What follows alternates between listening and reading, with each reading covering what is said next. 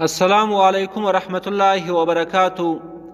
ہنڈی کے کاروبار اور معاملہ 3 شرطوں کے ساتھ جائز ہے۔ نمبر 1، جس مجلس میں یہ معاملہ کیا جا رہا ہو اسی مجلس میں دونوں میں سے کوئی ایک شخص اپنی رقم پر قبضہ کرے، لہٰذا اگر اسی مجلس میں قبضہ نہ کیا گیا تو شرعاً ناجائز ہوگا۔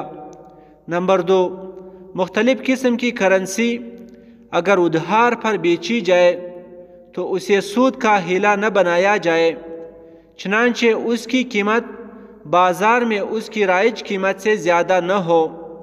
نمبر 3، اس کاروبار کی حکومت کی طرف سے اجازت ہو۔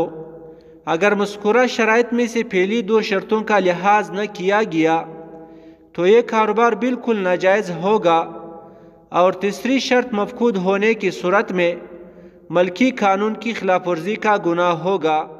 السلام علیکم ورحمۃ اللہ وبرکاتہ۔